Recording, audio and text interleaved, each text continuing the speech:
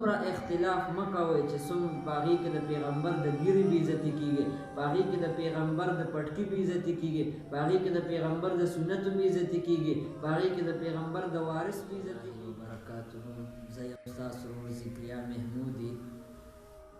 قدرمنو، تاسو دا چې کوم تاسو دا تصویر ګورئ، یو سایډ ته دغه تصویر دی د قائد جمعیت مولانا فضل الرحمن صاحب چې هغې سره مریم نواز ناسته ده او هغه لاندې ګوري.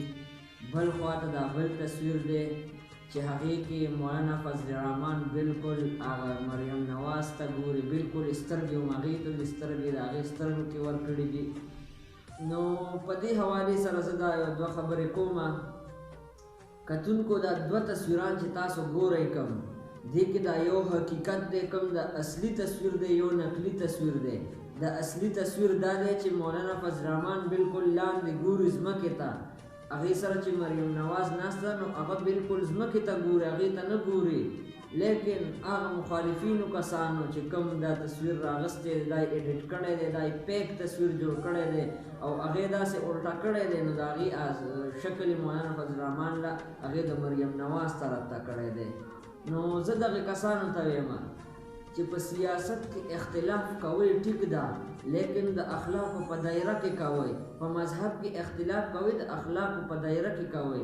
دومره اختلاف نه مه وځئ، دومره د اخلاقو دایرې نه مه وځئ، دومره اختلاف مه کوئ چې څومره په هغې کې د پیغمبر د ګیرې بېعزتي کېږي، په هغې کې د پیغمبر د پټکي بېعزتي کېږي، په هغې کې د پیغمبر د سنتو بېعزتي کېږي، په هغې کې د پیغمبر د وارث بېعزتي کېږي.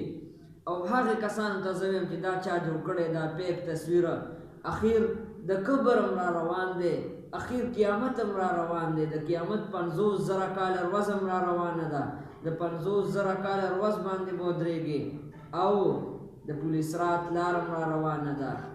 اخیر څه به کوئ؟ که دې کې د مولانا فضل الرحمن بېعزتي وکړئ، د پیغمبر د وارث بېعزتي وکړئ، علما خو د پیغمبر وارثین دي، د دې بېعزتي تا وکړه ټیک ده، قبر کې به څه کې، آخرت کې به څه کې، جهنم دوزخ هلته به څه کې، د قیامت په ورځ به څه کې.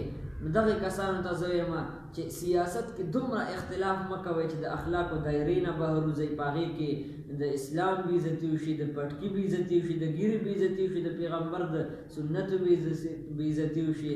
امید دی تاسو ټول دا ویډیو مخکې ضرور شیر کړئ چې هغه کسانو ته ورور